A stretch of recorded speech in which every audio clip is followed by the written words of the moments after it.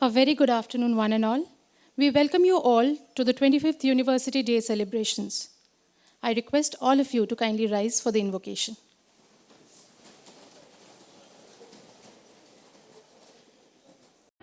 मैत्रीं भजत अखिलहृजेत्री मैत्रीं भजत अखिलहृजेत्री मैत्रीं भजत अखिलहृजेत्री आत्मवदेव परानपि पश्यत आत्मवदेव परानपि पश्यत युद्धं त्यजत स्पर्धां त्यजत युद्धं त्यजत स्पर्धां त्यजत त्यजत परेष्वक्रममाक्रमणम् त्यजत परेष्वक्रममाक्रमणम् मैत्रीं भजत अखिलहृजेत्री मैत्रीं भजत अखिलहृजेत्री जननी पृथिवी कामदुघाते जननी पृथिवी कामदुघाते जनको देवः सकल दयालुः जनको देवः सकल दयालुः दाम्यत दत्त दयध्वं जनता दाम्यत दत्त दयध्वं जनता श्रेयो भूयात् सकल जनानां श्रेयो भूयात् सकल जनानां श्रेयो भूयात् सकल जनानां श्रेयो भूयात् सकल जनानां श्रेयो भूयात् सकल जनानां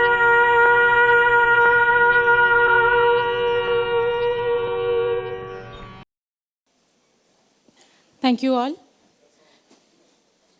I now request the student chairperson, Chiranjeevi Dasari Sukesh, from 4th year BTech Computer Science and Engineering, to welcome the esteemed assembly.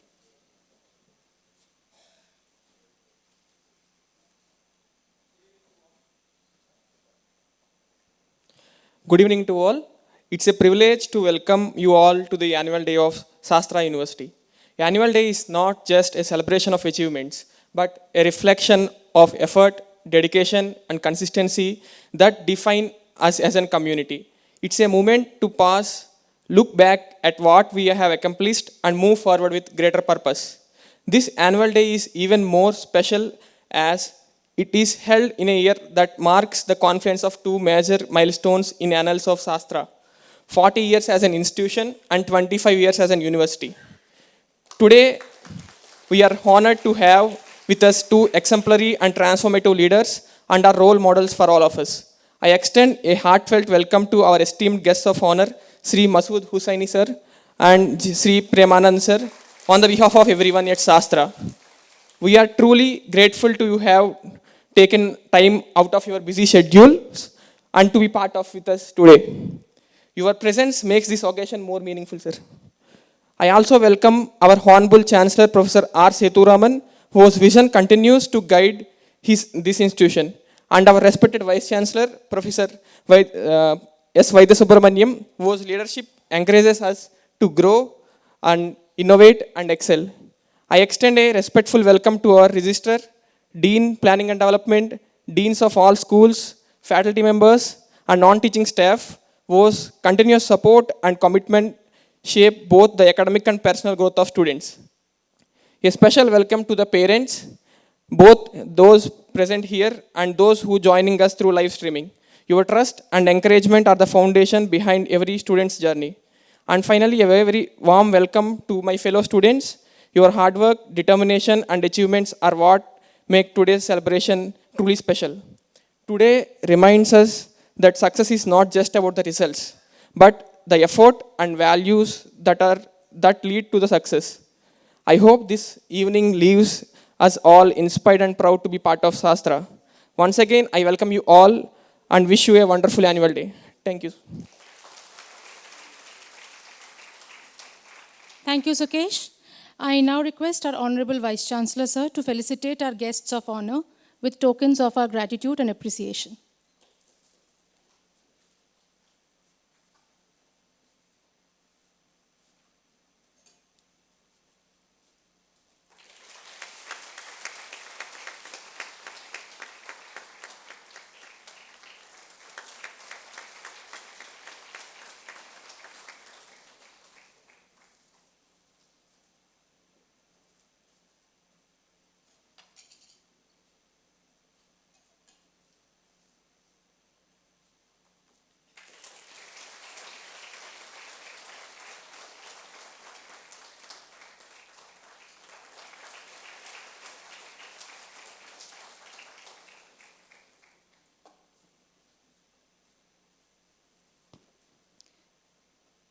Ladies and gentlemen, now let's take a look at a special video depicting Shastra's journey. A visionary dream took root in the fertile soil of Thanjavur, a dream to create an institution that blends academic excellence with timeless values. Today, that dream stands tall as Shastra deemed university, a beacon of excellence in learning, innovation and integrity. Welcome to this special celebration of a remarkable journey. An academic kumbh, Shanmugha at 40 and Shastra at 25. Historically, the year 1984 was very significant and important as it represents the completion of 1000 years after the coronation of the great Rajaraja Chola, who ruled the Chola kingdom with Thanjavur as the capital. The year 1984 also saw the twin blossoming of two technical institutions, Shanmugha College of Engineering and Shanmugha Polytechnic in a rural village of Thirumalai Samudram in Thanjavur district. Started in the year 1984 in a sleepy rural village of Thanjavur, Shastra today is testimony to what transformation can bring to change the life and livelihoods of many learners and the immediate society. The various milestones that the institution has achieved, beginning from the recognition from the Tamil Nadu state government, the approval from the All India Council for Technical Education, the accreditation from NBA, the first institution of this type to get accredited, then becoming an autonomous institution, then becoming a deemed university in 2001, establishing various research programs, research centers, new programs transcending engineering to also include management, law, sciences, humanities, education. Shastra is truly a composite and comprehensive university that has added significant value to various learners from different parts of the country. The contribution of Shastra in the teaching, learning and research ecosystem has been phenomenal in the last 40 years, making it an institution that one should be proudly associated with.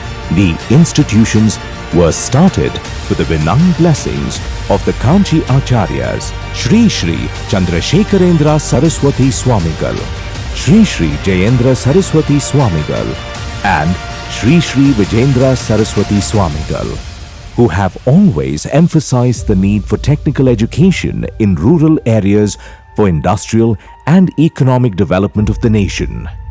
Over the years, the campus saw the frequent visits of the Kanchi Acharyas for foundation stone laying and inauguration of various buildings and facilities. On 9th June 1992, the All India Council for Technical Education AICTE inspection was carried out under the chairmanship of Shri V.R. Deenadayalu. The visiting committee, convinced with the commitment of the management, infrastructure, faculty and staff, not only granted recognition to the Shanmuga Engineering College, but also recommended and approved 2 new programs, Computer Science and Engineering and Electronics and Instrumentation Engineering. The Kumbhabhishekam for presiding deity, Lord Jai Ganapati, took place on 12th March 1993. In the divine presence of His Holiness, Shri Shri Jayendra Saraswati Swamigal and Shri Shri Vijendra Saraswati Swamigal. In 1996, the first master's program in power electronics and drives was introduced, and in 1998, 5 engineering programs were accredited by the National Board of Accreditation with excellent grades. A team of experts from UK visited a few accredited engineering colleges like Shanmuga to understand the infrastructure facilities, teaching methodology, administration, etc. The committee expressed their utmost satisfaction, and the chairman of the visiting team and the chairman of the Canadian Engineering Accreditation Board, Dr. Douglas Ruth, remarked, "I was deeply impressed with your academic achievements over the last 20 years.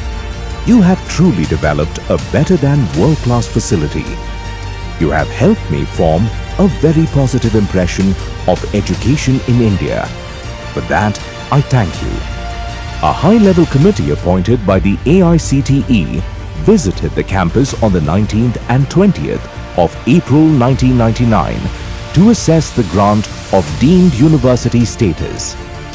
Dr. APJ Abdul Kalam, as the principal scientific advisor, visited the campus on 10th of May 2000, and the institution was one among the 4 to set up the Center of Relevance and Excellence, CORE, in Advanced Computing and Information Processing by the Technology Information Forecasting and Assessment Council, TIFAC. The former principal scientific advisor, Dr. R. Chidambaram, said, "The TIFAC core at Shastra is a success story. Today, the TIFAC core houses high-performance computing, GPU cluster, cybersecurity, VLSI design, AI and data science labs." The year 2001 saw the transition of Shanmuga College of Engineering to Shanmuga Arts, Science, Technology and Research Academy, and Shastra being declared a deemed to be university by the Ministry of Human Resource Development on April 26, 2001. The campus witnessed exponential growth in terms of infrastructure, enrollment of students, portfolio of programs and courses, and staff diversity. During the next 10 years, Chit Vihar, Manisha, Saraswati Sadan, Jiva Chaitanya, Vidyut Vihar, Vishwakarma Jyot, Nirman Vihar, and Chanakya were constructed to provide additional area of 6 lakh square feet for teaching and research. Additionally, students' hostels, Paramananda Vihar, Ananda Vihar, Sadananda Vihar, Rajalakshmi Vihar, Sandipani Sadan, Kamadenu, Arundhati, Ahalya, Anasuya, Vashishta, and Vinaya were constructed to house about 6,300 students on campus. The foundation stone for the satellite campus at Kumbakonam was laid on 27th March 2002 by His Holiness Shri Shri Jayendra Saraswati Swamigal and Shri Shri Vijendra Saraswati Swamigal. Shastra's off-campus center at Kumbakonam, known as Srinivasa Ramanujan Center, is a fitting tribute to the great mathematician Srinivasa Ramanujan. The Srinivasa Ramanujan Center was dedicated to the nation in 2003 by Dr. APJ Abdul Kalam as President of India. Shastra has also purchased the house of Srinivasa Ramanujan at Kumbakonam and is maintaining it as an international monument.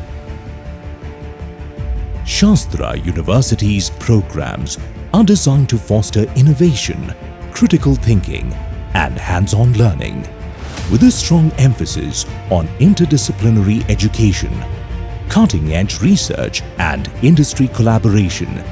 These programs prepare students to tackle real-world challenges.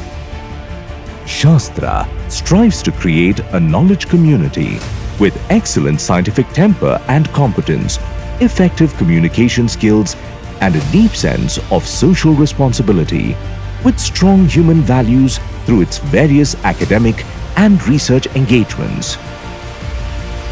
The Shastra Hub for Research and Innovation is a magnificent edifice constructed over 4.5 lakh square feet, housing various research labs of multidisciplinary nature, technology business incubators, and various central instrumentation facilities.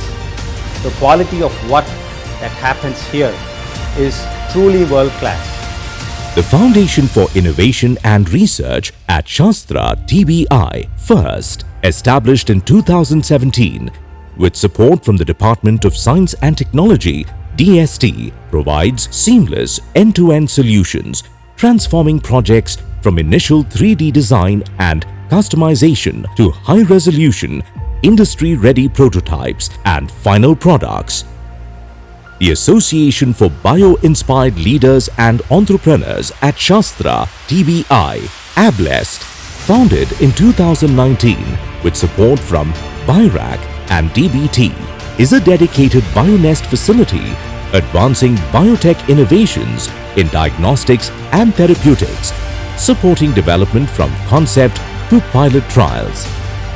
Shanmuga Precision Forging, an extended arm of the School of Mechanical Engineering at Shastra University, is a model production center established in 1984. This world-class manufacturing facility trained the students in manufacturing practices for engineering students across disciplines, empowering underprivileged students with free training and placement assistance. Bajaj Engineering Skills Training Center, or BEST, at Shastra University was set up to build state-of-the-art centers with world-class laboratories to enable hands-on skilling of thousands of young people, making them competent and employable. The center bridges the skill gap and reduces the challenges faced by students during the transition from academic environs to an industry setting. Shastra has consistently demonstrated a strong commitment to societal development through a wide range of impactful initiatives. One of its flagship initiatives is the Community Legal Empowerment Clinic, CLEC, under the School of Law, provides legal aid, awareness camps and street plays to educate rural communities about their rights. In the field of rural development, Shastra students and faculty regularly engage in village adoption programs, constructing toilets, promoting hygiene, and offering digital literacy and vocational training. Through the National Service Scheme NSS, Shastra organizes frequent blood donation camps, health checkups, disaster relief efforts, and environmental awareness drives. The university also runs STEM outreach programs in government schools to encourage scientific temper and higher education aspirations among underprivileged children. Shastra is also a partner in various governmental initiatives such as Swachh Bharat, Swasth Bharat, UAB, etc. Shastra has always been the first among firsts to reach out to people across the country to extend its relief work. Construction of homes and distribution of fiber boats to fishermen affected during the tsunami in 2004. Support to families of 91 children who lost their lives in the Kumbakonam school fire tragedy in 2004. Distribution of essential items to affected people during Cyclone Thane in 2011. Uttarakhand floods in 2013. Srinagar floods in 2014, Wayanad floods in 2018, adoption of 90 children who lost their parents in the Uttarakhand floods in 2013, education support to about 120 undergraduate students in Wayanad district who lost their parents during the 2024 landslides, contribution to PM Cares, Tamil Nadu Chief Minister relief funds during COVID and other natural disasters. Thus, Shastra's societal initiatives reflect its deep-seated belief that knowledge must be applied for the benefit of society, aligning academic pursuit with national development goals. Started in 1984 with 3 branches of engineering with an intake of 90 students, Shastra over the years has grown into a multi-campus, multidisciplinary and pan-India institution with a focus of providing quality education at affordable costs. The institution acknowledges the continuous support from the Ministry of Education, Government of India, Government of Tamil Nadu, statutory bodies like UGC, AICTE, BCI, NCTE, etc., and the district administration. The funding support for research from the Department of Science and Technology, Department of Biotechnology, Ministry of Heavy Industries, Ayush, DRDO, CSIR, ISRO, ICMR, IGCAR, etc. have also played a critical role in the growth of Shastra. Shastra also acknowledges the support from various industries like the Tata Group, Bajaj Auto, TVS Group, Brakes India, Sundaram Finance, etc. for their sincere and continued support in all our endeavors. We thank all the recruiters who visit our campus every year to recruit students in large numbers, and also other organizations for accommodating our students for internships. The multifaceted growth of Shastra has been possible due to a committed management and the wise counsel of many stalwarts like Pujya Shri Dayanand Saraswati Swamigal, Shri K. Parasaran, former Attorney General of India, Dr. Karan Singh, Shri T. N. Seshan, former Chief Election Commissioner, Professor V. S. Ramamurthy, former Secretary DST, Professor Manju Sharma, former Secretary DBT, Shri Mohan Bhagat, Shri Ajit Doval, National Security Advisor, Shri Dharmendra Pradhan, Honorable Minister for Education, Dr. Harsh Vardhan, former Minister for Science and Technology, Professor P.V. Indaresan, Shri N. Chandrasekhar, Tata Sons, Bharat Ratna Professor C.N.R. Rao, Professor K. Vijay Raghavan, former Principal Scientific Advisor, and Professor A.K. Sood, Principal Scientific Advisor. We take immense pride in the success of our alumni, whose achievements continue to inspire the Shastra community. Each milestone you achieve is a reflection of the values and learning you carry from here.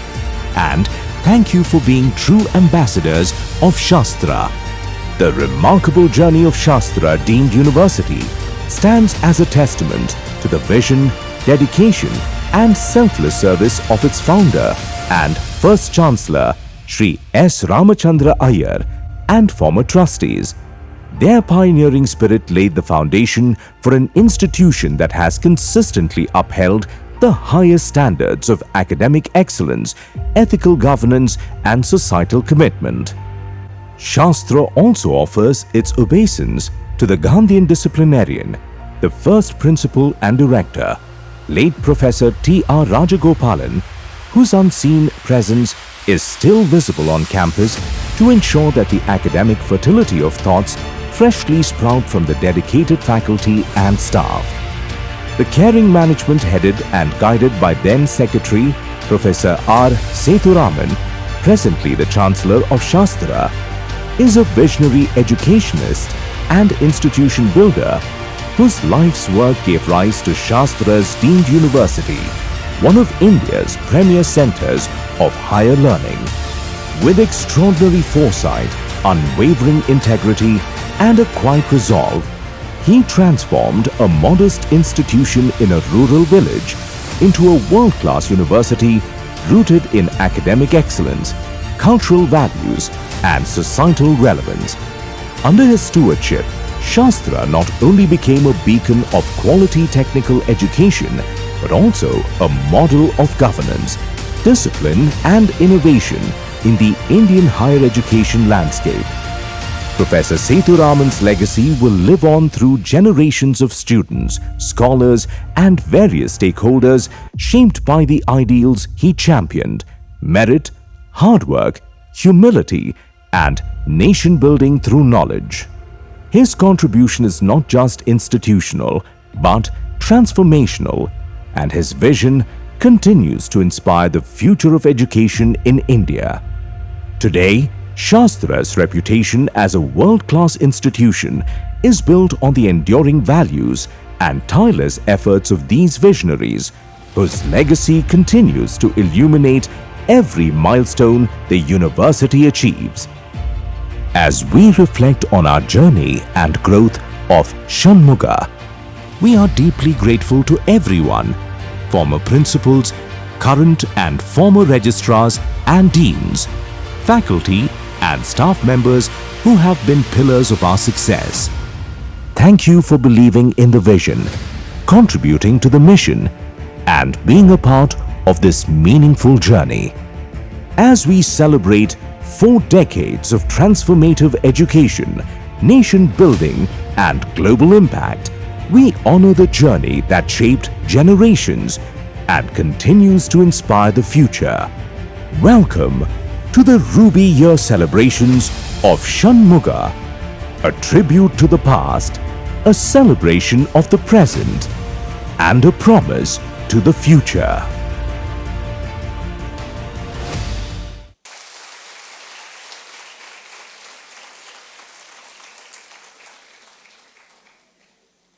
Dear audience, I'm sure all of us will agree that we have been indeed privileged to be a part of Shastra's journey.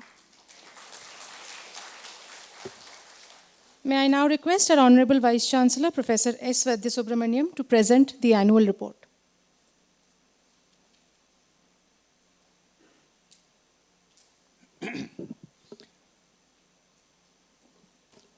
Distinguished guests of honor, Mr. Premanand, Mr. Masood Hussaini,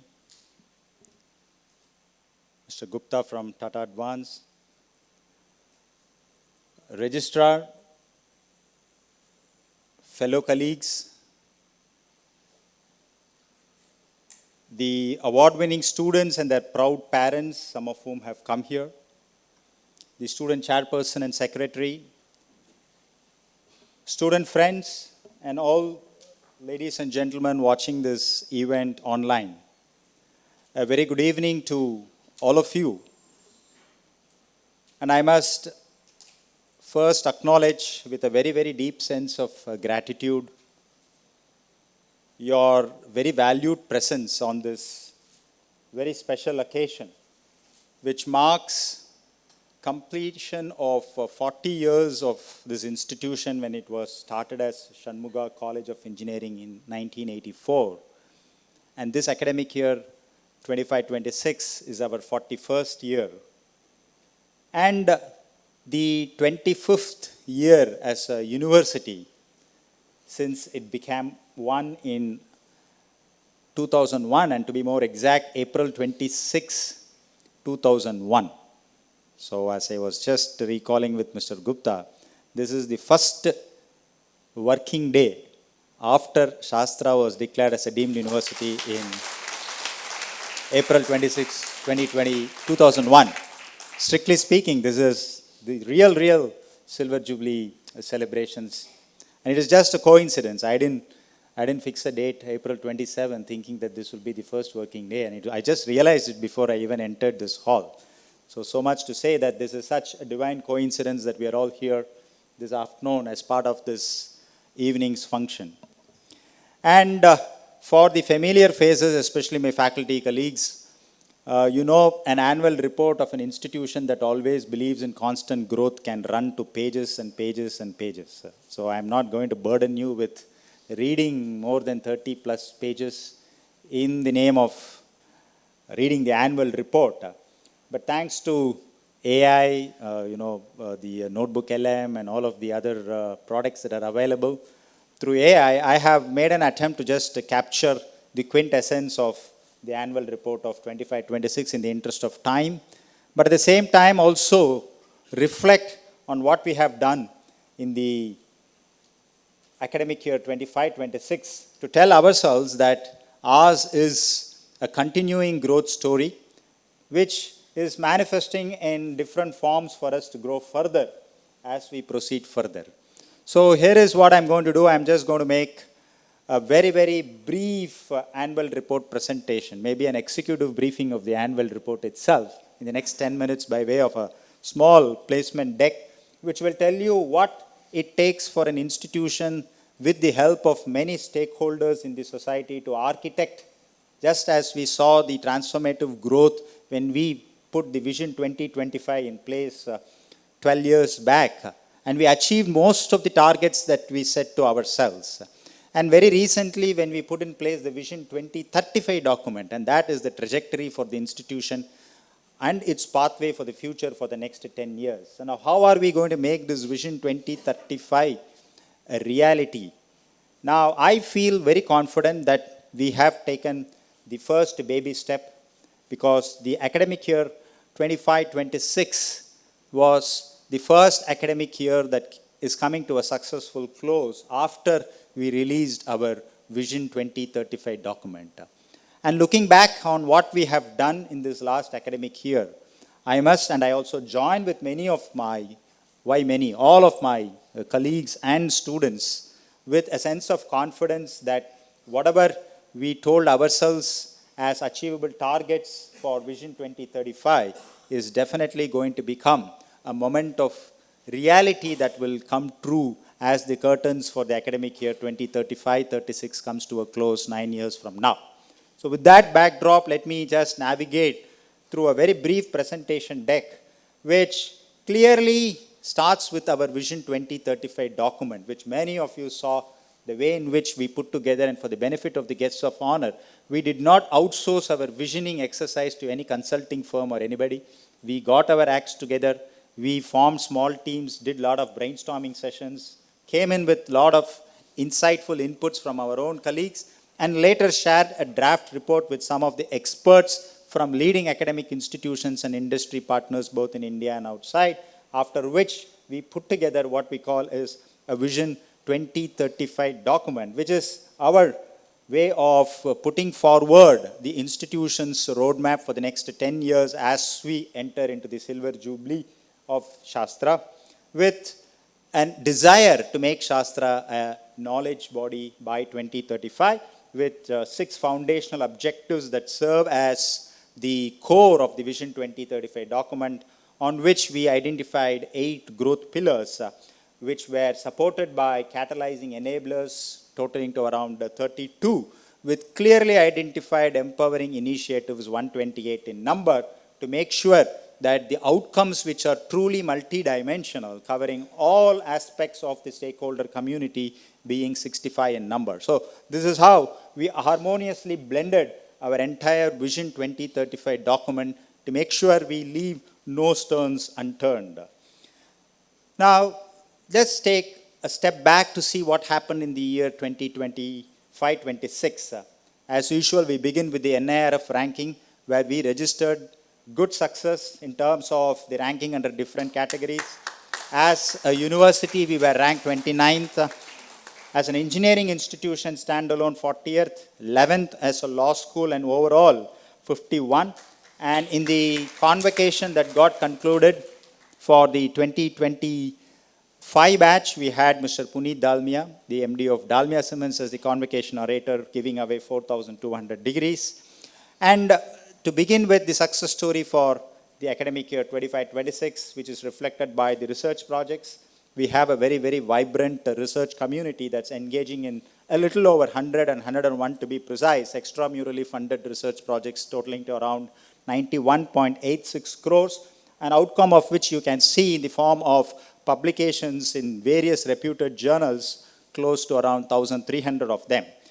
While another outcome through our research and innovation efforts has been through the 52 patents that have been granted, 5 of which were in 2025-26, and we have filed as on date 186 patents, of which 13 were during the year 25-26.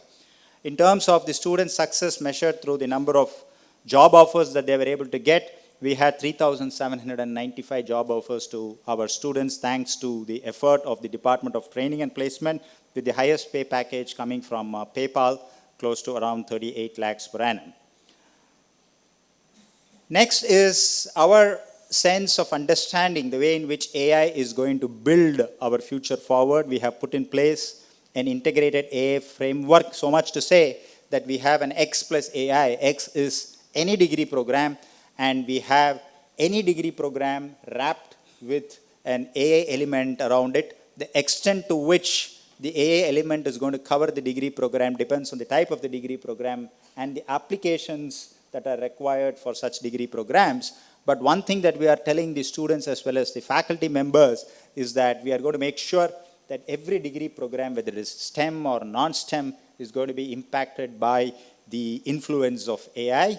And that impact is going to be multidimensional, both inside the classroom and outside the classroom. In terms of the research, which I presented a very brief capture before, these 101 ongoing projects have been funded by various funding agencies, both government as well as corporate. And the publications that I mentioned are totaling close to around 15,000, raising our impact factor of the institution to 146 and approaching to 150. I also have a very glad news that the TBI that we promoted, the 2 TBIs, especially the A+ and the DST is the first, as well as the recently one that we have added, has been able to host a little over 200 incubatees on campus, of which around 10 to 12 have matured as startups. 3 of them have become campus startups, which means they are on campus and matured themselves as successful enterprises. And the way in which we have also used these productive resources that we have created, so much to say that we also have a lot of consultancy and commercial orders from many firms that have used our knowledge outcome. And besides these extramural grants, we have also funded close to around 2.5 crores of money given in the way of seed grants for our faculty to test on some basic ideas. The industry support principally came from the Tatas, which invested 50 crores in ABCDE, which is the emerging areas of AI, bio-nanomaterials, cyber-physical, digital manufacturing, energy and environment. Bajaj, as usual, through the Bajaj Engineering and Skill Training Center. And more importantly, from the Ministry of Heavy Industries through the 40.8 crore grant that we got in the Capital Good Accelerator program of the Government of India, through which we have touched the lives of many through capacity building programs, developed technologies in partnership with industry partners, as well as promoting research. And we see a quality jump in terms of the number of students who have enrolled for the research programs under all of these facilities that we have created.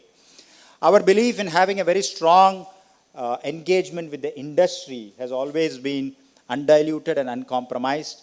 In this academic year, we had an event called the Pact for Impact, where we signed MOUs with a lot of industry partners with a focus on 4 main areas: semiconductor and advanced manufacturing, deep tech and AI, healthcare and mobility, aerospace and defense.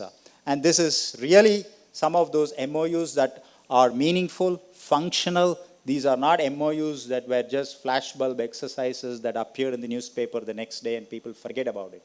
All of these MOUs, as on date, are functional and started to deliver impactful outcomes. And I'm sure these are going to deliver more outcomes as we strengthen our initiatives with the industry. And we are going to see one more MOU just before we close this event.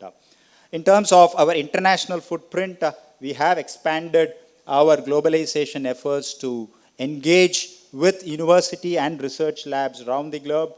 We had a good number of students under the semester abroad program, 4 projects funded under the Spark grants this time, And consistently, the Sakura Exchange program has also resulted in expanding our partnership in Japan. And I'm glad to say those students who went on the 3+1 program to Hiroshima, 5 of the students, 3 of them have secured jobs in Micron in Japan itself, and they will be joining Micron in Tokyo. And this was a news that I just received 2 days back. In terms of global excellence, which we measure through students' performance in some of the academic pursuits that they're engaging, again, 25-26 has been a fantastic year in terms of the performance of our students in GATE. In the GATE 2026, we had 3 bioengineering students, 8 biotech, 14 and 46, alongside many who have secured these ranks in those specialized fields. And I'm happy to say that this year also, the number of students who secured AR ranks under 100 has actually increased from last year. The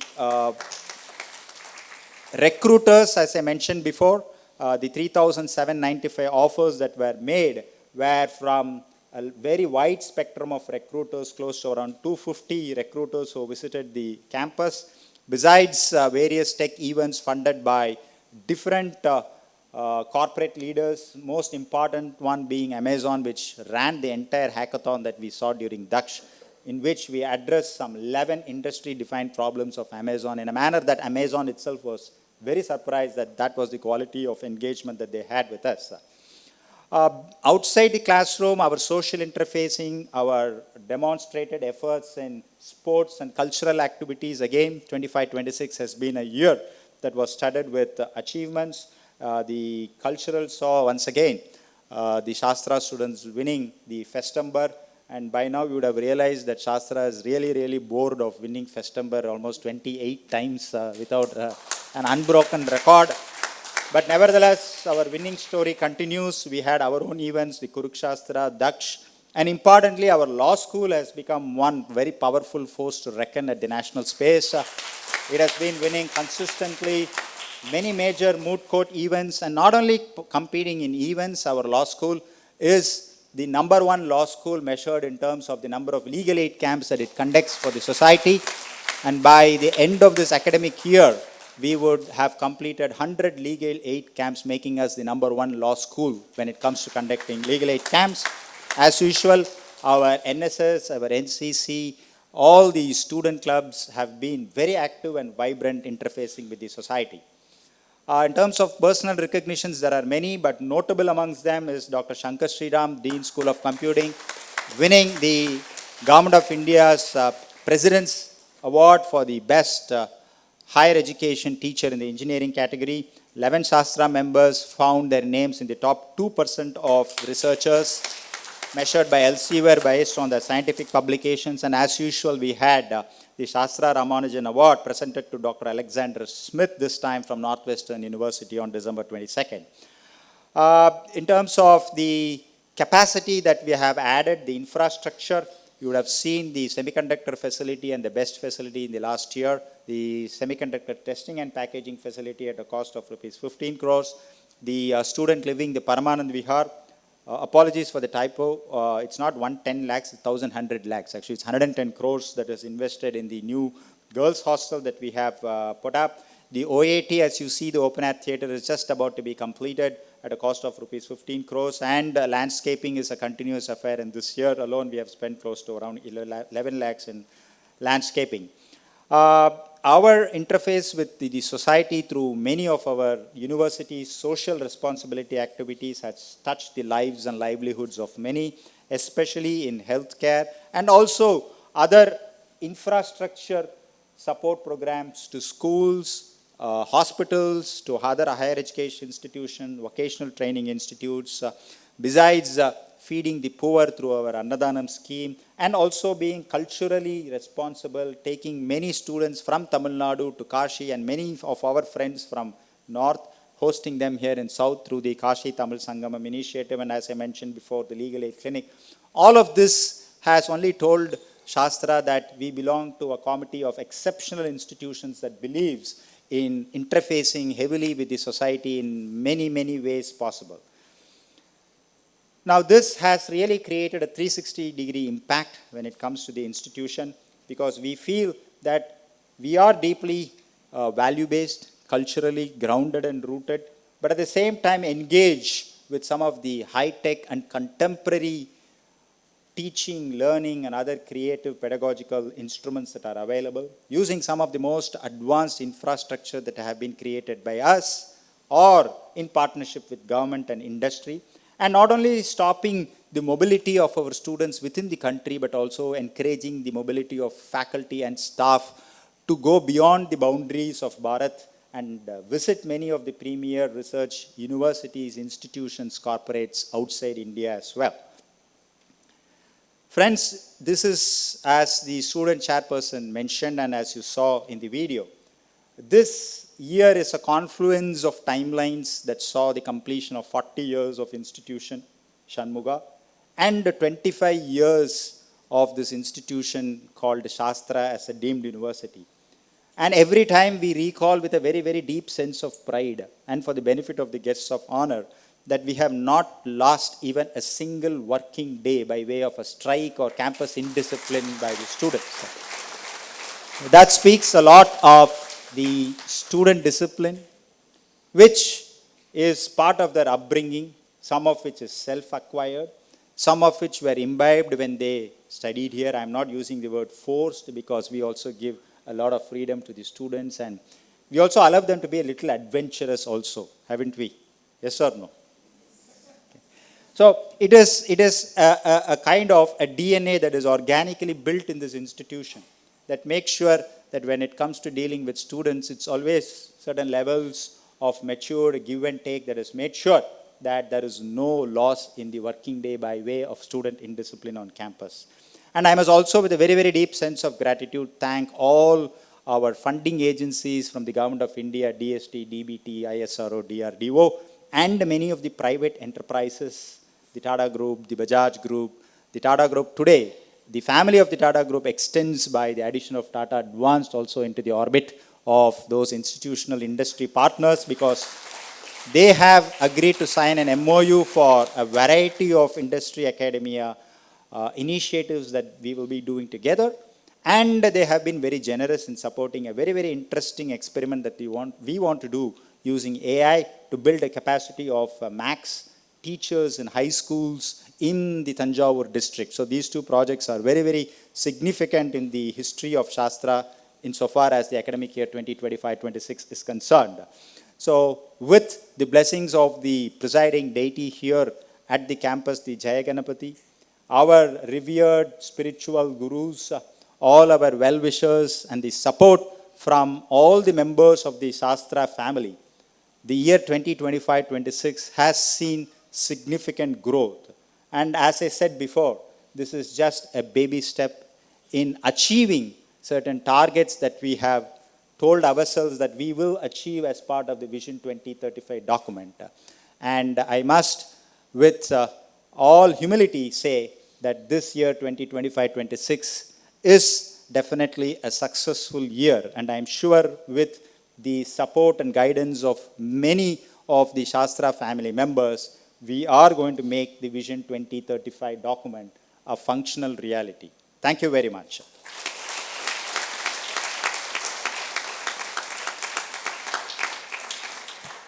Thank you, sir, for being at the helm of it all. Ladies and gentlemen, it's my privilege to request our guest of honor, Shri Premanand J, IRS, Commissioner of Income Tax Exemptions, Chennai, to share his thoughts with us. Please, sir.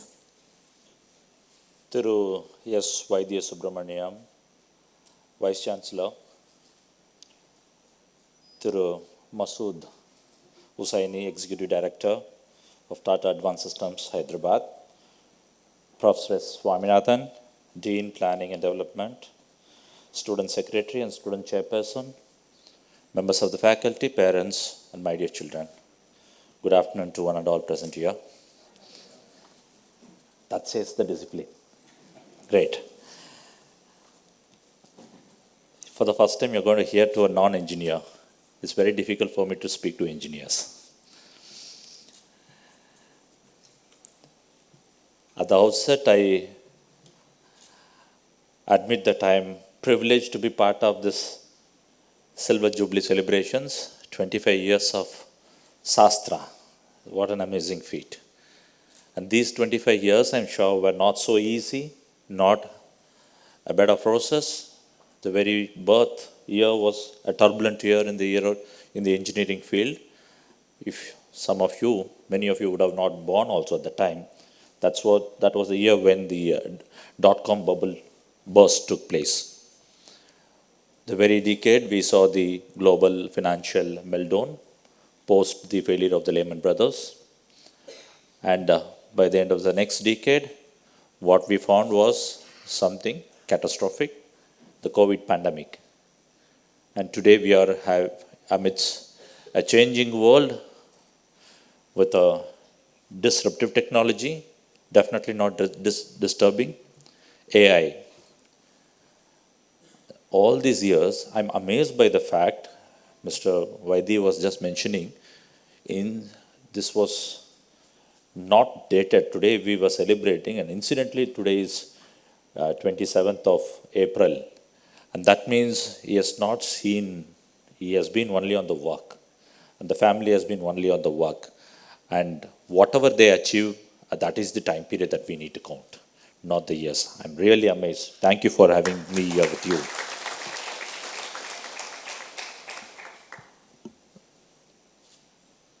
Now, when I have to say a little bit of, let me attempt to talk to engineers. So I just do not know much about the technology which is behind artificial intelligence, though I have been talking about this, listening about this for quite some time. Yesterday I was asking my friend, can you just tell me what is happening in your industry? He just told me one thing, boss, I will make you understand how it is. When I'm in the middle of my meeting, I realize that the eggs in my fridge are over and I need to inform my wife. I simply have to, during the middle of the meeting, I just have to say to his agent saying that the eggs are over in the fridge. That's all. And this message is transmitted to his wife in a mode that is preferred by her. If WhatsApp is not going to be the preferred mode, not to be disturbed, then it sends an email and also a notification to a mobile stating that the eggs are over and Zepto offers you protein egg at this price today. Would you like to offer? So simple is that AI in assistive technology when it comes to assist somebody in their day-to-day living. On the other end, he said, he's into a project, and this gentleman was asked by his boss, and he said, can I use AI? Can I buy some tokens and try to develop this particular module? His boss said, it's a challenge I'll give you. You try. He said, he thought that he need to give a lot of prompts now and then and try to bring, he had to do it all alone. And he said, in a record time of 48 hours, he could develop a module near perfection, just need to do a UAT. And he said, for the first time, I believed what the technology is all about. So if it was to engage a team of 24 scientists, and it will have a timeline of about 3 to 4 weeks, because somebody's output will be the input for somebody else's input, for somebody else's work, and you have your own personal commitments, you have tea breaks, coffee breaks, which AI does not take it. Now, I come from a land of entrepreneurs. I come from Coimbatore.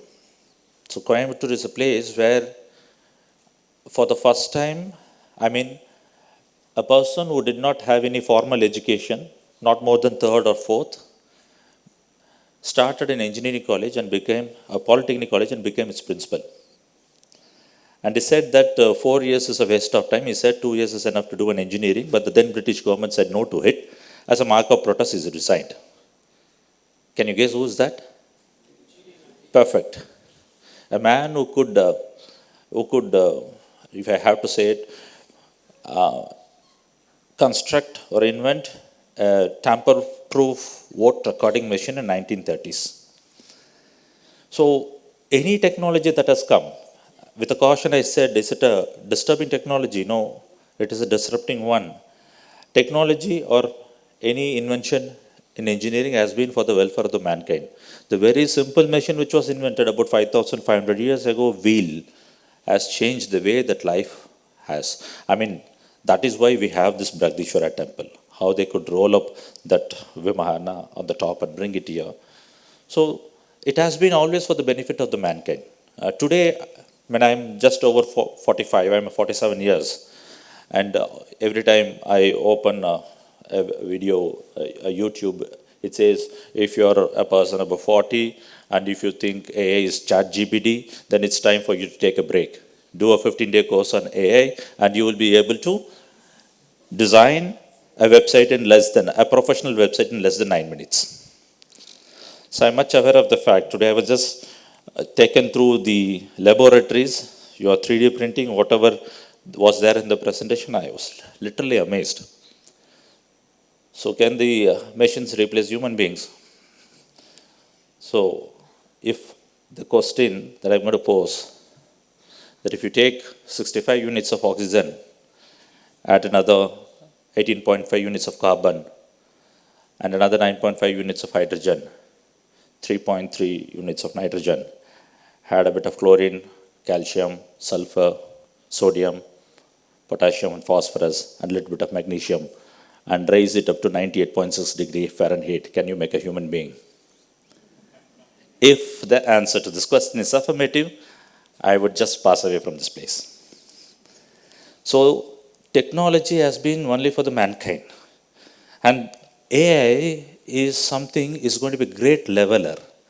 For those who feel that AI is going to take your jobs away, remember it is just going to transform the jobs. It is not going to take away the jobs. You will be freed with many other things for you to do more other meaningful things in life, which the technology is allowing you to do so. I'll just take some snippets. 140 children with type 1 diabetes is being supported by Shastra. And yesterday, I was in Coimbatore attending to an event where about 4,000 type 1 diabetes children are being supported by a charitable trust. And the fact is that 3 lakh people all over the country are there. And 3 lakh is a number that we have found, but we do not know how many of them are still there. 4 times insulin a day. If one dose is missed, the child goes into coma. If there is an overdose, the kidney is affected. Just imagine the lives of the people. What, as engineers, you can give to the society? That is what is my takeaway. You have to constantly look around the problems. 1976, there were about 2 lakh to 4 lakh people affected with polio. I'm happy to address to this gathering which comes from different generations. 4 lakh means roughly translate to about 500 to 1,000 children affected by polio on a daily basis. Just imagine the mindset of the parents who have to bear that particular difficulty in their life. And 1991, we started an immunization program. It went on for about a decade or two. In 2004 alone, we had 10 polio drop immunization programs. By 2011, we had 2 stray incidents, one in West Bengal and one in Gujarat. And in 2014, India is declared polio-free. I am talking to a generation here which is the first beneficiary of this polio immunization program. I have this ink with me. I voted. I visited Pakistan in the year 2014. I traveled through the Wagah border. When I was about to leave, when the customs formalities were getting, our people said they administered polio vaccine to me. And they put the ink to me, saying that when you are coming back from Pakistan, I should have this in my hand, then only I can enter the country. Polio is still not eradicated there. And this is at a time when there was no building blocks, digital building blocks, where it was a logistical nightmare to go and reach to each and everybody. And yet we were successful.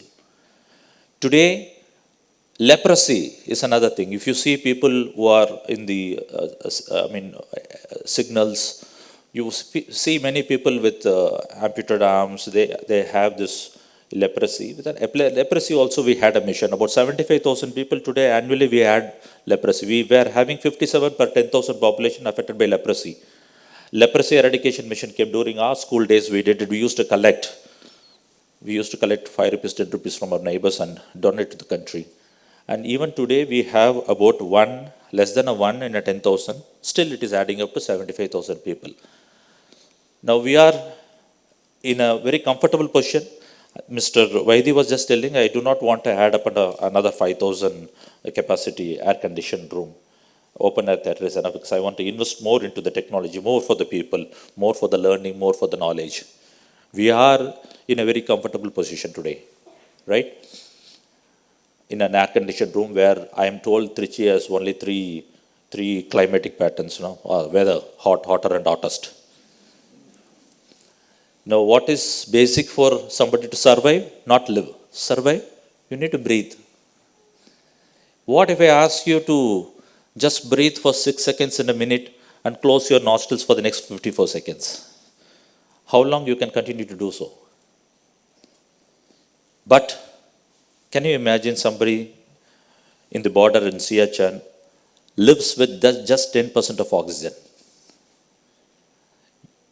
As engineers, as people with medical awareness, your parents would say that please do boil your water and drink.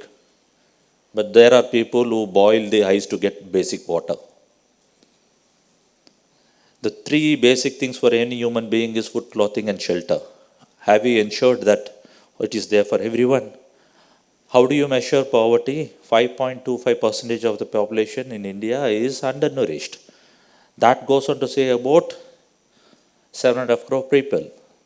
And another 195 million people do not have, are in extreme poverty conditions. They do not have they live in a earning of less than $4.2 per day. And about 1.7 million people, 17 lakh people do not have a roof over their head. They live on the pavements under the bridges.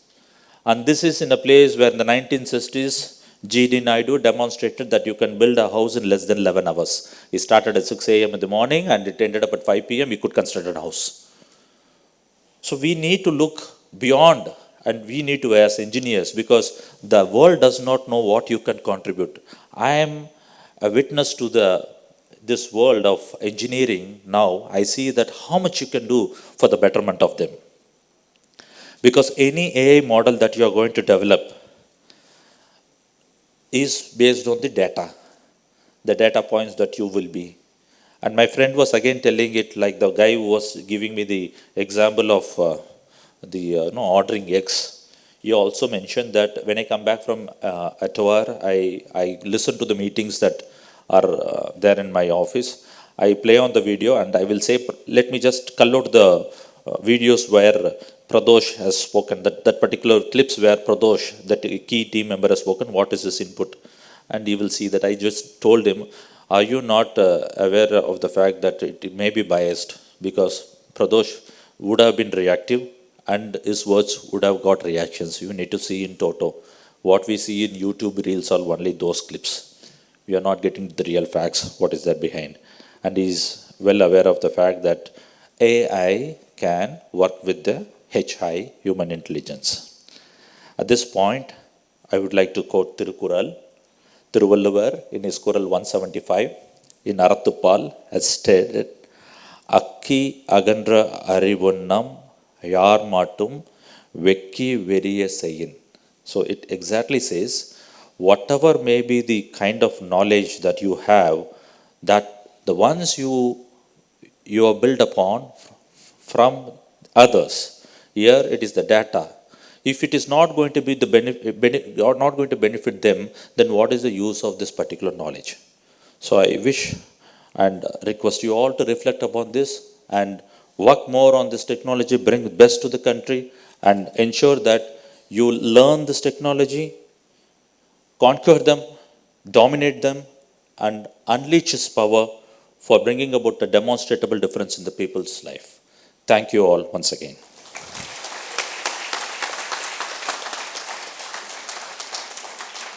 Thank you, sir, for so eloquently taking us through the facets of disruption versus disturbance. Ladies and gentlemen, I feel honored to request our guest of honor, Shri Masood Hussaini, Executive Director, Tata Advanced Systems, Hyderabad, to share his words of wisdom. Please, sir.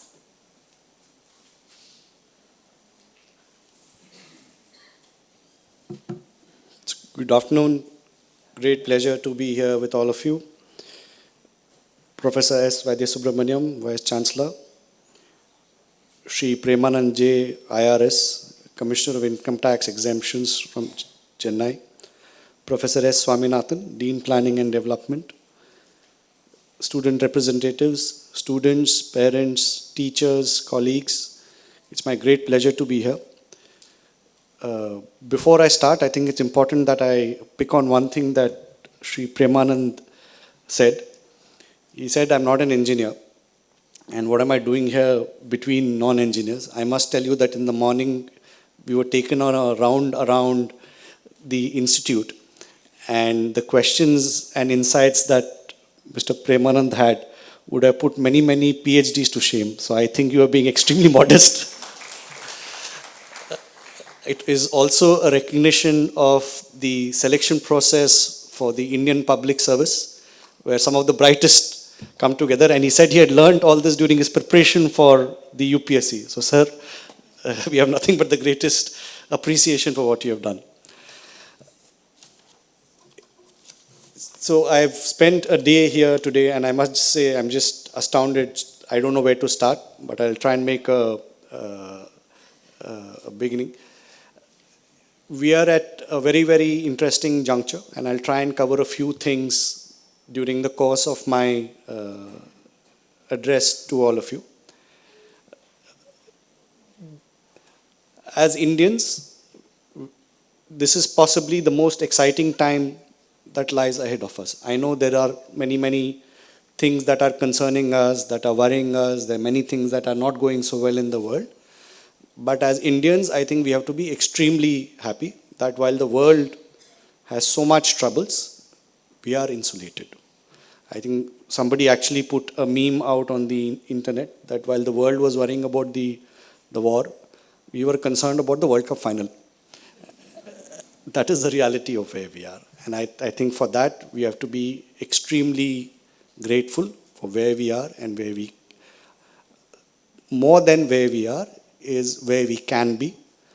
And I think there is a vision for Viksit Bharat in 2047. It is not more than 21 years away from where we are today. But I think it is important for us to also recognize where we are as a nation as of now.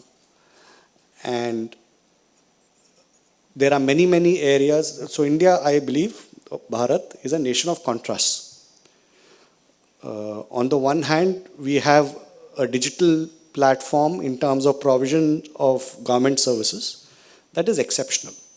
I was just speaking to Shri Premanand in terms of what we do for tax refunds. All of you are beneficiaries. Our refunds come pretty much instantaneously. This is not there anywhere in the world. Even if you go to some of the most developed countries, it doesn't there.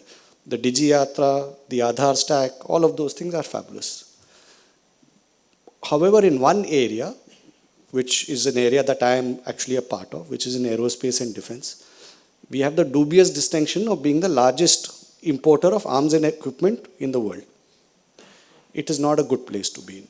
And I think certainly in development of high technology, it has not been the greatest thing to do. So I grew up in India in the 1980s, like many of you might have been. And at that point in time, if I had come to you and said, in India, we will build aircrafts that will fly across the world. The American president will fly in a helicopter made in India. That helicopter will be made by young girls from rural India. And it will meet and exceed all quality standards. Most of you would either have laughed at me or would have said, why don't you come with me? We will take you to Agra. We will enroll you in the mental asylum there. We'll get a free blanket and 200 rupees. Those are some of the mindsets that we set up Tata Advanced Systems, which is the company that I've been working for in 2007. We took on the project of building aircrafts. The biggest bet that we made is that we bet on young Bharat. We recruited young people from some of the remotest parts of India, many of them girls. Most of them, forget about being in an aeroplane, had never even seen an aeroplane. And we asked them to start building aircrafts. And what the young team may have lacked in experience and knowledge, they more than made up with the spirit that they had and the can-do attitude. They didn't know any better. Today I am pleased to say to you that any aircraft that you travel in the world has significant parts made by us.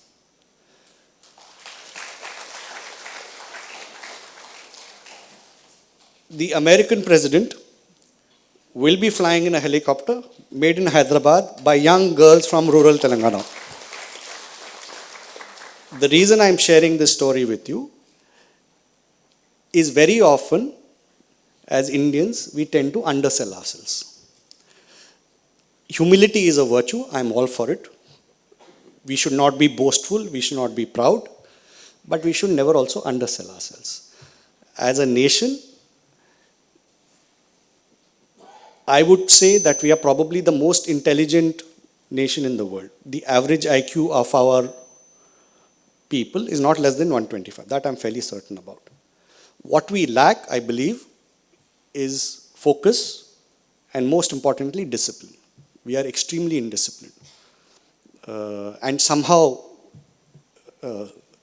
we have begun to see that breaking the system is a sign of innovation and uniqueness. It's not. There is a place for discipline, there is a place for innovation. I think we just need to find the places to do it. So when I came to Sastra, I was most thrilled. I cannot tell you how thrilled I have been because I am a product of education done well. I was just sharing with some of your professors. My father was from an extremely poor part of Andhra Pradesh, drought-stricken, Anantapur. Of course, now it's better because a lot of irrigation work has happened, but his father had tuberculosis, so father wasn't working. But he was a maths genius. And through scholarships, he rose up. And I am standing here primarily because of that. I was just telling Professor Vaidya Subramaniam that if that one education had not happened, I would have also been driving a rickshaw, very likely. So, I mean, that's what education can do. And the generational impact of that is compounding. And my belief is that for Bharat to be Viksit by 2047, it is very, very important for us to change the way we look at education. And what I have seen here today is outstanding. I mean, there's no other word for it. It's an institution that is constantly growing.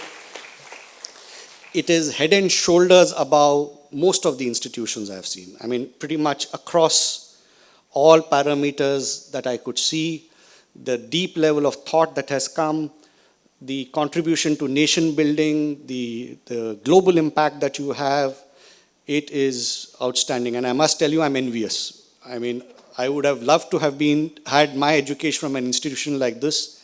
And so each one of you, I know when there is this entire Stockholm syndrome, there is this entire thing that when you're in a place, you tend to undermine it, you tend to think, it's okay, you tend to take things for granted. But I can tell you as an outsider, what you have is absolutely fabulous. Professor, this is outstanding.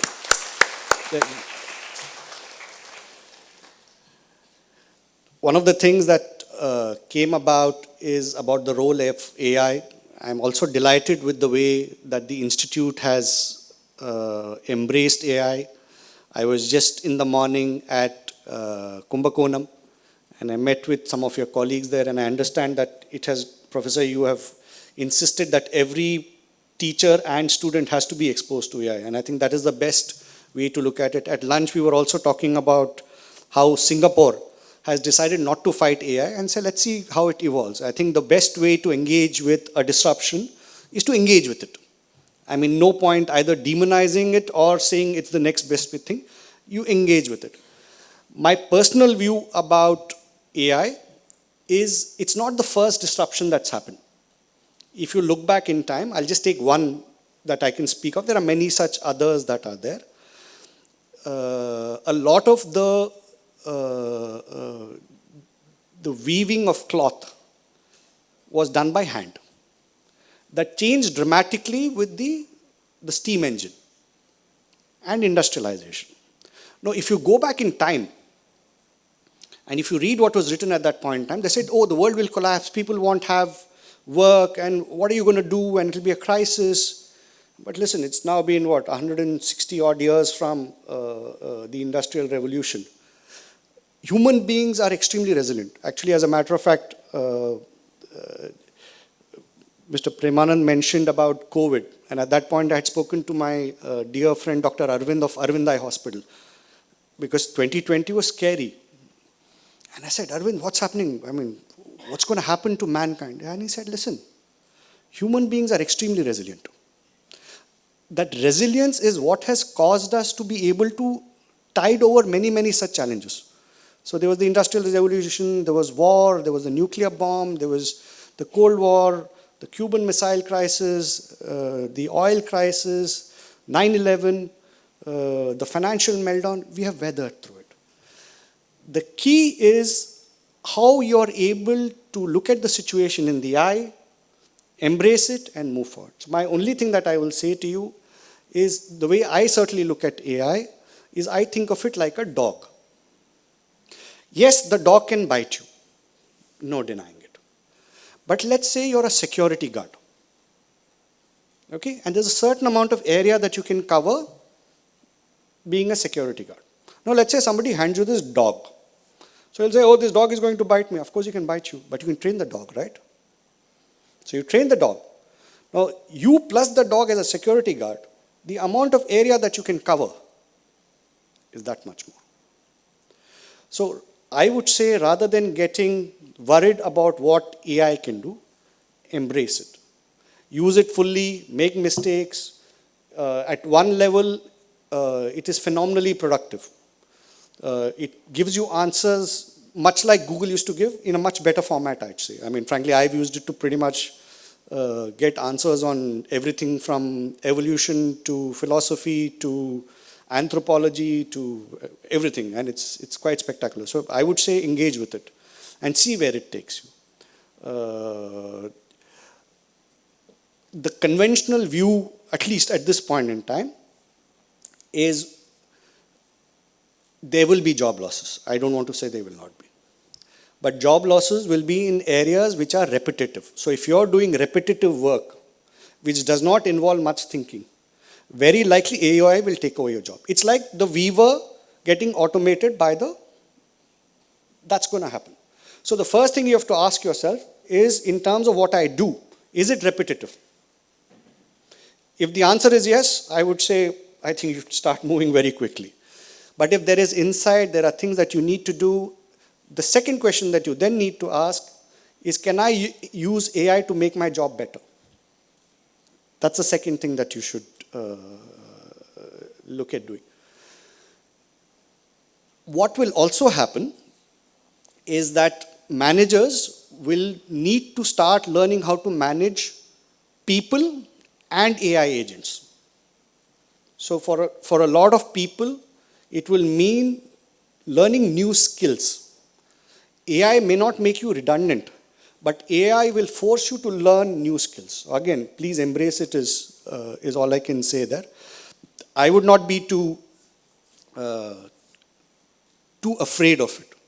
It's a disruption, it's a new way, you need to embrace it. And that's, I think, what human beings have done over the last 200,000 years. We survived many, many things. We came from, depending on which version you're willing to look at, we came from the jungles of Congo, or I forget where it was, to here. I think we did reasonably okay. And I think unless we bomb ourselves, we should survive it till the next meteor comes back. Till then, let's enjoy ourselves. I must, again, take inspiration from Mr. Premanand and end with a poem. When I came here, and actually I shared these lines with Professor in a different context, it's my favorite poem. I think this institution that you are all a part of epitomizes it. The poem was written by Rabindranath Tagore in 1913. It's from Gitanjali. He won the Nobel Prize for it.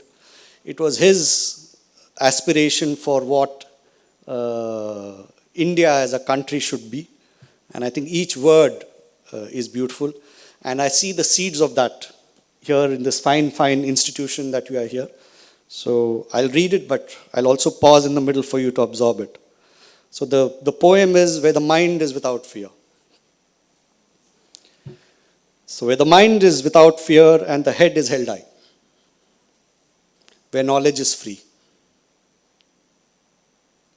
where the world has not been broken up into fragments by narrow domestic walls, where words come out from the depth of truth, where tireless striving stretches its arms towards perfection, where the clear stream of reason has not lost its way, where the clear stream of reason has not lost its way into the dreary desert stand of dead habit, where the mind is led forward by thee into ever-widening thought and action, into that heaven of freedom. My Father, let my country awake. Thank you.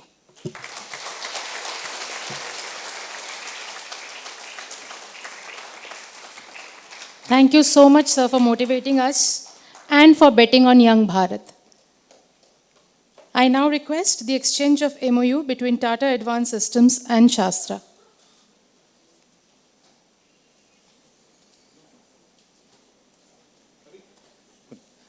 Yeah. So before we formally exchange the MOUs, I must also share a little bit of what happened before the MOU. I'm sure most of you know Mr. Ramadurai has been the well-wisher, one of the well-wishers of Shastra for over 2 decades. And his innings at Tata Advanced is also part of Tata Advanced evolutionary success, and he's been one of those key pillars of the organization. And I had requested Mr. Ramadurai to introduce me to Tata Advanced leadership, and he very gladly did that. And very quickly, we managed to find some common time, and I made a visit to Hyderabad. Mr. Masood was very generous in his hospitality, personally took me around to all the facilities there. And then, by way of a reciprocal visit, a team from Tata Advanced came to Shastra. So they also saw some of the facilities. And you won't believe that in a matter of less than 30 days, both the institutions got together because both of us thought alike that it is the coming together of 2 institutions that have a common pursuit, pursued with passion in certain areas that require a lot of skills for the type of work that he explained. Definitely the coming together of 2 institutions of our type is going to add significant value, and that is why the first MOU is between Tata Advanced System and Shastra towards achieving capacity building, research, training, consultancy in various areas directly or indirectly influenced by the nature of business that Tata Advanced System is in. And secondly, the offer voluntarily came from Mr. Masood. One fine morning, he pinged me and said, how about a CSR support from Tata Advanced to Shastra? So you know about me, I don't miss such opportunities. I immediately grab it. So I told him, I don't want to, simply just take the check from you, but please give me some time to prepare a very good proposal so that you are also convinced that I am using the money for a larger objective. And quickly, we put a proposal that uses AI to train high school teachers of mathematics in rural schools in Tanjavur district to use AI and make them better teachers of mathematics so that it creates a multiplier effect when it comes to taking such teaching quality to the students. And to that effect, we prepared a proposal, and I'm very happy that the board approved of it, and quite a substantial number. I think I can disclose it as well, okay, with your permission. Yes, close to around 60 lakhs is the first grant that they have assured to give us. And I'm sure, my team here is capable of delivering the proposal objectives. And if you have the confidence, and I'm sure you have it, and you deliver it, I have the confidence that I can ask more from Mr. Masood after the first phase as well. So thank you very much. That's the backdrop of this MOU.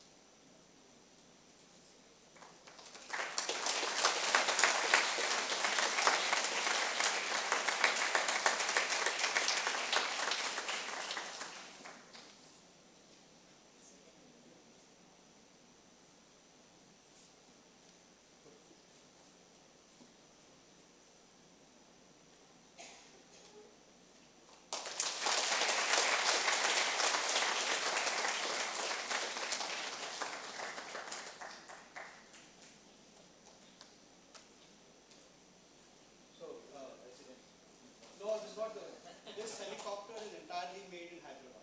This is the part of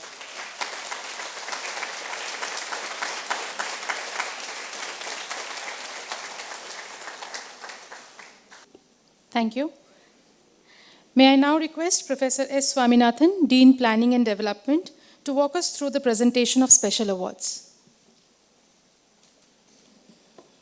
Good evening, ladies and gentlemen. It's a pleasure to announce the prize winners of various awards. The first award is the Kamakoti Award, which was instituted by His Holiness Jagadguru Sri Shankaracharya of the Kanchi Mutt, to be presented to the best outgoing student of the BTech programs every year, based on performance in academics, co-curricular and extracurricular activities. So this award carries a gold coin and a cash prize of 20,000, and as well as a citation. So I'll read out the citation. This year, the award is presented to R. Swati, final year student of ECE.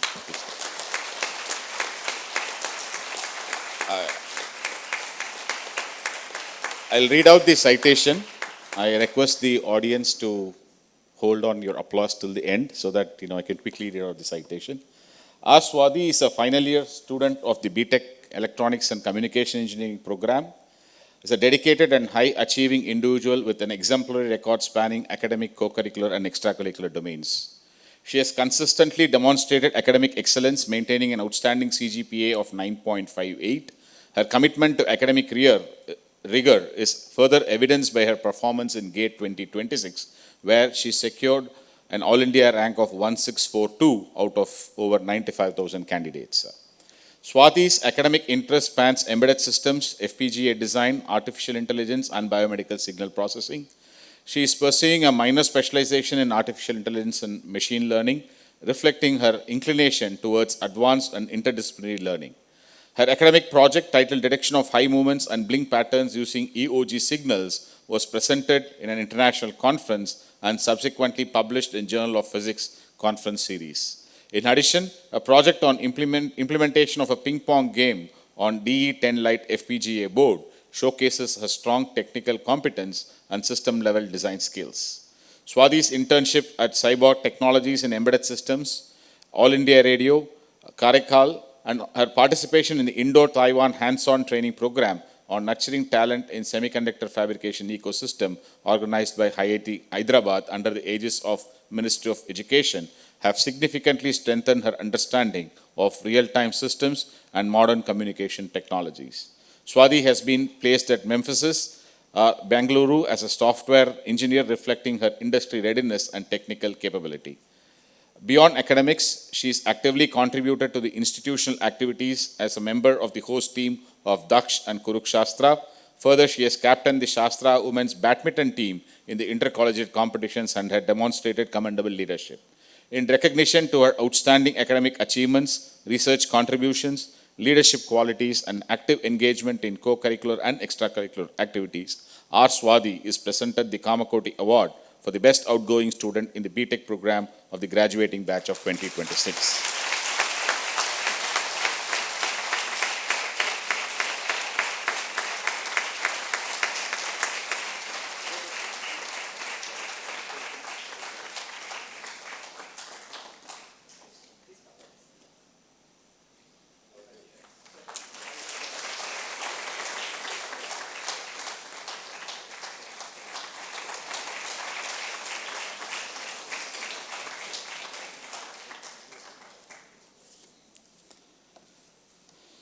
Next is the Sri Nani Palkiwala Award, instituted by Shastra in honor of Sri Nani Palkiwala, a renowned jurist, and being present to the best outgoing student of the BCom LLB Honours Program based on excellence in academic, co-curricular, and extracurricular activities.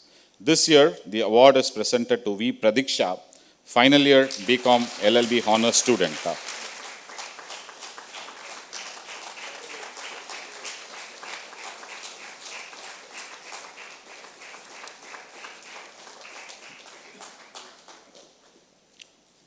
The Patanjali Shastri Award for the best outgoing students among the BA LLB Honours Program is presented to Kumari Shriya, a final year BA LLB Honours student. The award carries a certificate and a cash prize of Rs 20,000.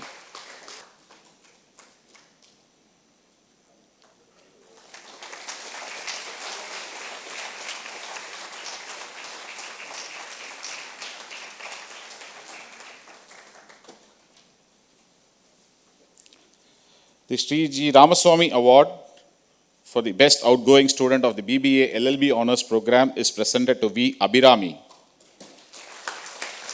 the final year BA LLB Honours Program.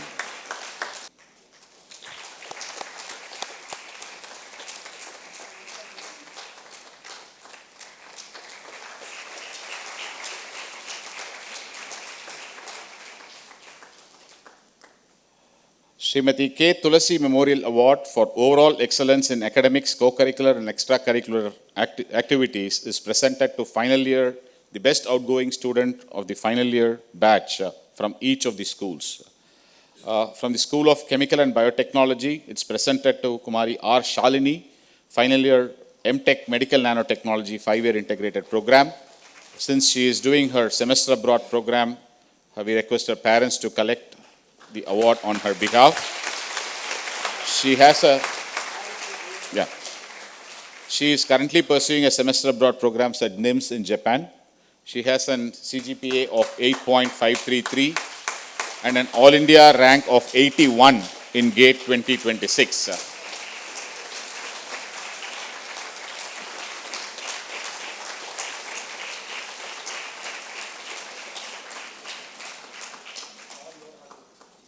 The best outgoing student from the School of Civil Engineering goes to Kumari A. Akshaya, securing a CGPA of 8.4938. She's completed honors and minor specialization course, and she is also an IGBC accredited professional.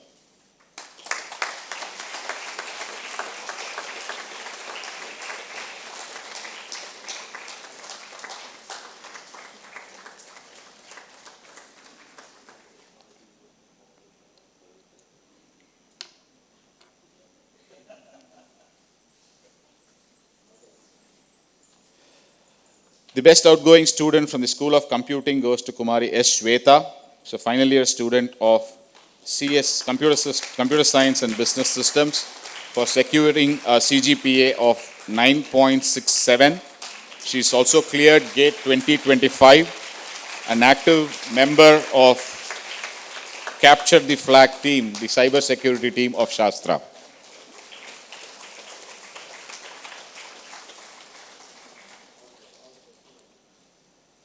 The best outgoing student from the School of Electrical and Electronics Engineering again goes to Kumari Swadi R of BTech ECE.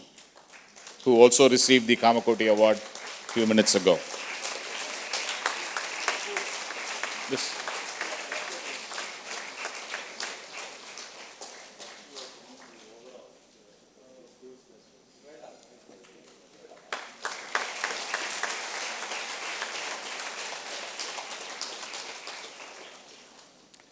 The best outgoing student from the School of Mechanical Engineering goes to Kumari Nikita Sri, the final year BTech Aerospace program, for a CGPA of 8.9138.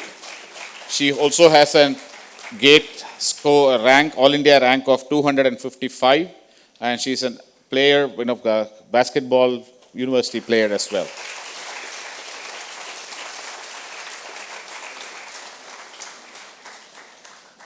The best outgoing student from the School of Management goes to Kumari G. Devi Priya, second year MBA, for a CGPA of 8.6543.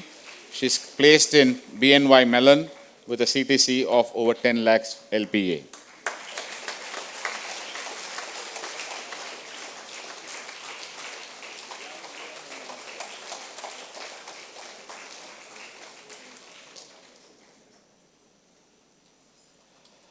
Dr. M.S. Rajaji Award, instituted for the best outgoing student from the School of Law who has shown exemplary participation in academics as well as in mooting competitions this year, goes to Kumari Anupama S. of the final year BCom LLB Honours Program.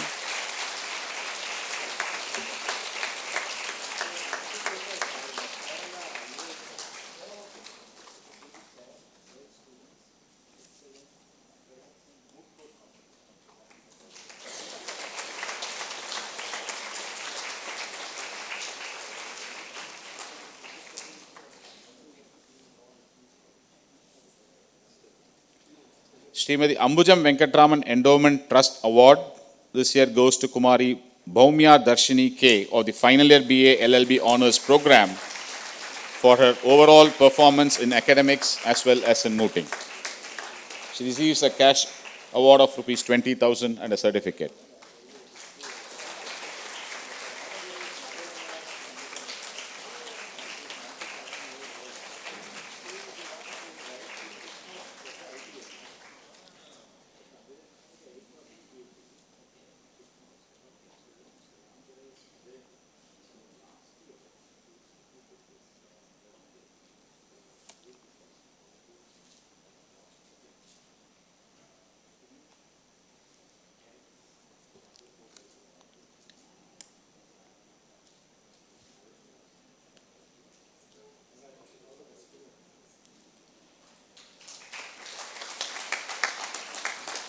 The Sapphire Award for faculty members. This is based on faculty's research contribution towards publications and the quality of publications in addition to the number of publications as well. So pre-COVID times, we used to honor 3 top faculty members who have contributed to research along with their family for an international vacation. But post-COVID, we have made it 5 awards with national vacation. So this year, the award winners are Dr. R. Chandramouli, Associate Professor from the School of Electrical and Electronics Engineering, for publishing 21 papers with a cumulative impact factor of 59.3.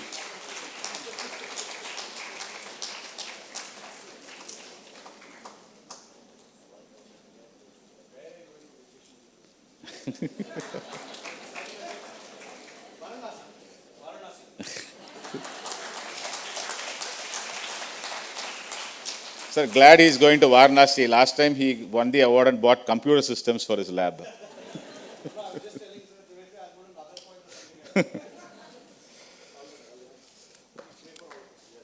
Dr. S. Philip Anthony, Professor from the School of Chemical and Biotechnology, for publishing 16 papers with a cumulative impact factor of 93.8.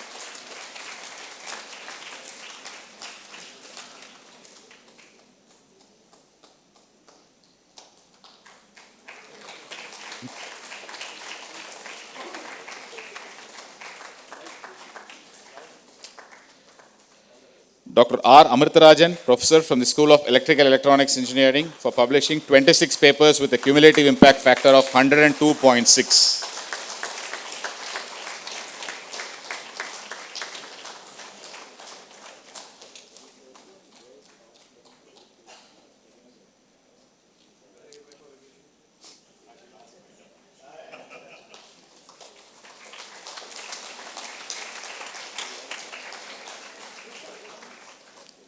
Dr. S. Damodaran, Associate Professor from the School of Chemical and Biotechnology, for publishing 20 papers with a cumulative impact factor of 73.6.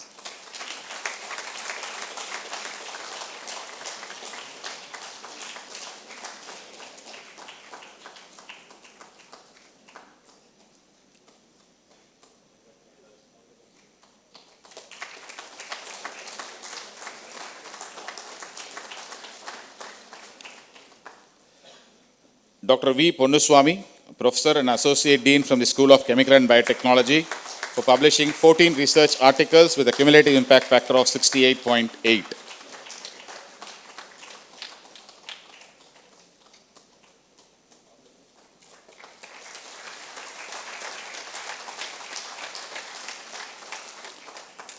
So every year, the faculty who publishes an article in a journal with the highest impact factor is also honored with a cash prize of rupees 10,000.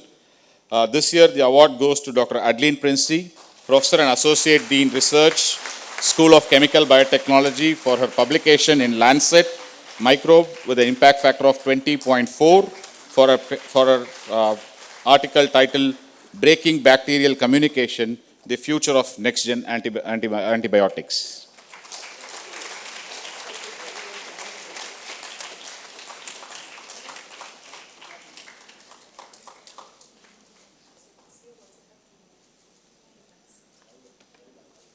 Congratulations to all winners, and thank you very much.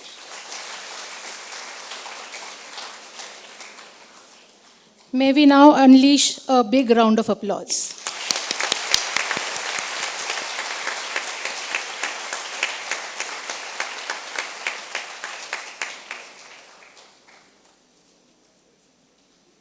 So I thought I will reserve this for the last. I want to make two announcements on behalf of the management. Very pleased to announce that the management has approved the DA increase from the existing 46 to 58% from April 1, 2026, along with an annual increment. So it will be your increment over above that will be your new DA with effect from April 1, 2026. And another good news for the PhD full-time research scholars. And how many of you are here? Raise of hand. Okay, I'll just make sure that you're here. So the management has also approved that your teaching assistantship and the research assistantship will be increased from the existing 20 to 25,000 at the end of the first year, and then from 25,000 to 30,000 from the end of the second year, based on your performance. And likewise for the research assistants, from the existing 30,000 to 35,000 per month by the end of the first year, and from 35,000 to 40,000 per month at the end of the second year, based on your performance. Your TAs and RAs also get revised effective from April 1, 2026, so that you do well in your full-time PhD programs also. Thank you. I thank the management on behalf of all of us here.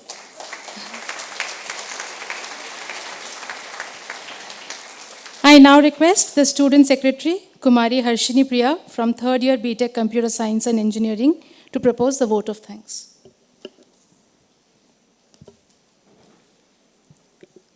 Good evening to all. On behalf of the Students Forum of Shastra University, it is my proud privilege to propose the vote of thanks for this memorable annual day celebration. At the outset, remembering the spirit of Atithi Devo Bhava, I express my heartfelt gratitude to our esteemed chief guests and guests of honor, Shri Masood Hussaini and Shri J. Premanand, for gracing this occasion. Despite your demanding schedules, you made time to be with us today, and we are truly grateful for your presence. Thank you very much, sir. Our sincere thanks to Shri Premanand, IRS for his insightful thoughts for societal development by seamlessly integrating science, technology, health, and law, enriching our understanding of life. I extend my sincere thanks to Shri Masood Hussaini for his inspiring words, valuable insights on geopolitics, defense, aerospace, women empowerment, highlighting critical role of AI in advancing national development and strategic reliance. Your inspiring words, valuable insights, and encouragement have motivated all of us to strive for excellence. Thank you very much, sir. I offer my respectful gratitude to our Honorable Chancellor, Professor R. Sethuraman, for his visionary leadership, which continues to guide this institution towards excellence. Thank you, sir. I extend my sincere thanks to our beloved Vice Chancellor, Professor S. Vaidya Subramaniam, for his dynamic leadership and for continuously fostering a culture of research, innovation, and hands-on learning. I also thank him for presenting the annual report in a lucid, comprehensive, and insightful manner, clearly reflecting the remarkable achievements of Shastra. Thank you very much, sir. My deep appreciation goes to our Registrar, Professor R. Chandramouli, and our Dean Planning and Development, Dr. S. Swaminathan, for their constant support and for recognizing and celebrating the accomplishments of our student community. Thank you very much, sir. My sincere thanks to the deans of all schools for their leadership and for ensuring academic excellence across disciplines. I extend my heartfelt thanks to all our faculty members, not only for imparting knowledge, but for mentoring, guiding, and inspiring us to think beyond the classroom and strive for excellence. I also thank the non-teaching staff for their invaluable support and for ensuring the smooth functioning of all activities behind the scenes. A special note of gratitude to our respected compere, Dr. Deepita Guha, for seamlessly guiding us through the program with grace and enthusiasm. Thank you, ma'am. I extend my sincere thanks to the print and electronic media teams for capturing and sharing the moments of today's celebration, and to all those involved in stage arrangements and live streaming whose efforts made this event accessible and memorable. I also extend my heartfelt thanks to the parents, both those present here and those joining us through the live streaming, for their trust and continued support, which plays a vital role in every student's journey. To our student community, your enthusiasm, achievements, and spirit truly define this celebration. You make this institution proud. With gratitude to everyone present here today, I conclude my vote of thanks. Together, let us carry forward the legacy of Shastra with pride and strive for even greater heights. Thank you.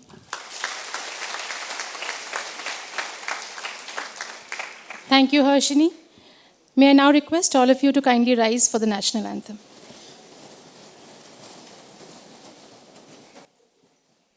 जनगण मन अधिनायक जय हे भारत भाग्य विधाता पंजाब सिंध गुजरात मराठा द्राविड उत्कल बंगा विंध्य हिमाचल यमुना गंगा उच्चल जलधि तरंगा तव शुभ नामे जागे तव शुभ आशीष मागे गाहे तव जय गाथा जन गण मंगलदायक जय हे भारत भाग्य विधाता जय हे जय हे जय हे जय जय जय जय हे